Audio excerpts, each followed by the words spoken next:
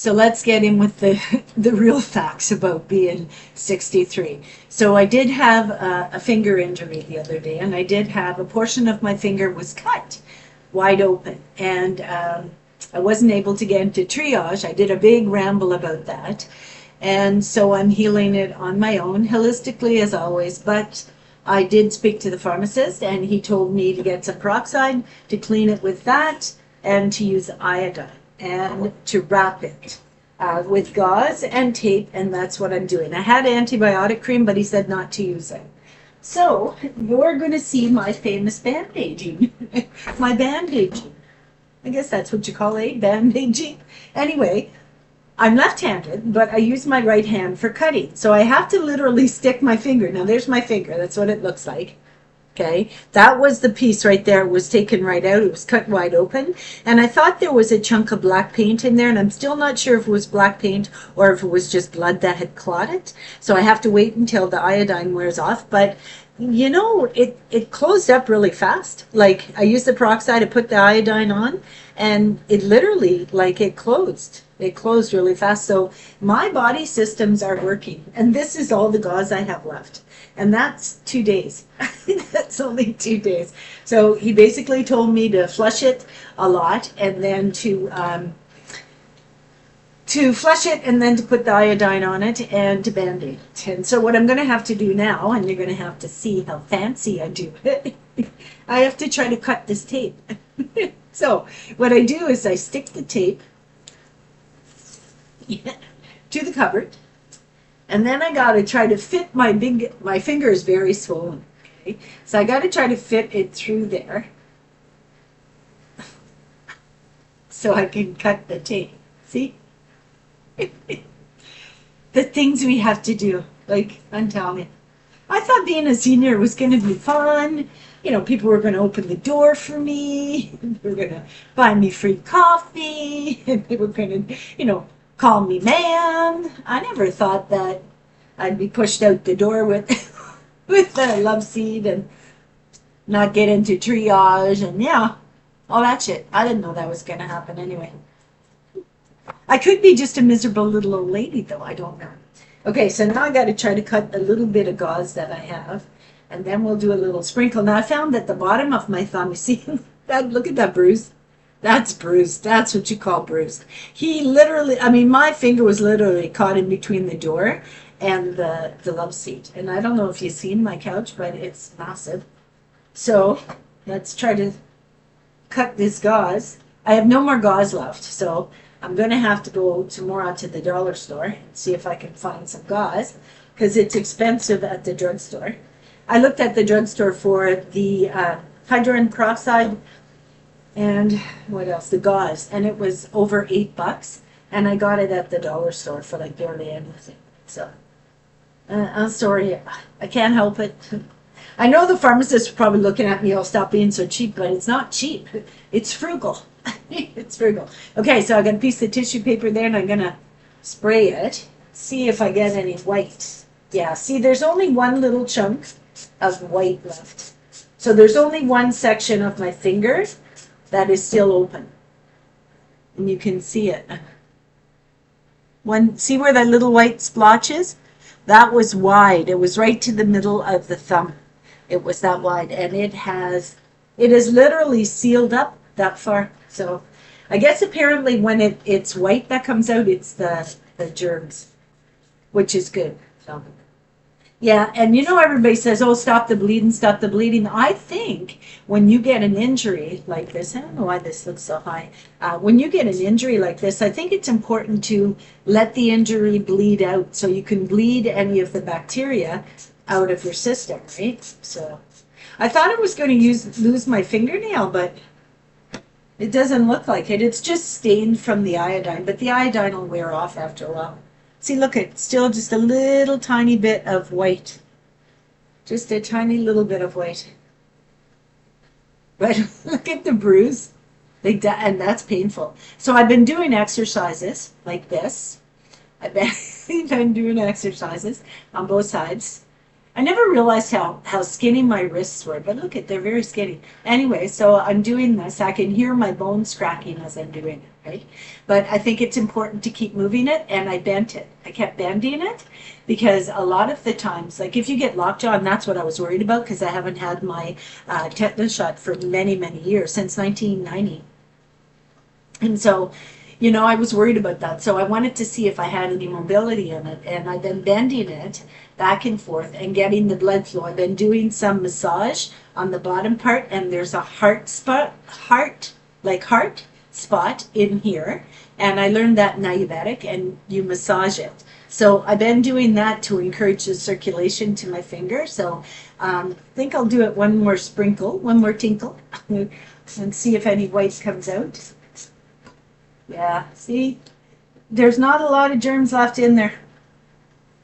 Not a lot of germs left in there. It's just a little tiny bit of white. Terrifying. Okay, now it's the fun part. Okay, so I use iodine on my cancer spots. I use it on my moles. I had them all over my face, and they're completely gone. I had one, I don't know if you can see it right here on my eye, right there. And it was really big. It was turning into a big mole, and I used the iodine on it, and it went. So I'm going to have to put a dollop of this on it. And the worst part is everybody says, oh, that's going to burn. Maybe I'm used to it, but it doesn't burn. It doesn't hurt at all. So I don't know. Maybe I'm just so used to it that it doesn't matter. I don't know. Anyway, I put a pretty big dollop of iodine on it. I bought a lot of iodine when we started going into the pandemic and stuff because I use it for my cancer spots. And, I didn't want to be caught without having these things in stockpile. See? Look at I'm going to have one finger that's like, I hope it wears off. Okay, so now he said to put the gauze on, right? And I gotta be creative because I'm not good at this. Wait, I think I did that too. Now it can't be too tight, but it certainly can't be too loose. Okay, and then I don't know how they do it. Okay, and then you know how hard it is to do this with one hand, like. Ooh, that's pinching. Wonder what that means. Okay, so yeah, so we put a little bit of tape on it so I don't hurt it because I'm like a bull in a china shop. Do you ever hear that expression? Yeah, I'm like a bull in a china shop. So I'm going to put one over the top just because I don't want to. I don't want it to, oh no. I cut it too big. Shit. Now how am I going to do it? I have to have a piece of tape hanging down my back. I can't cut with this hand. It's funny, eh? I can write with this hand, but I can't cut with this hand. Oh my God, I did it.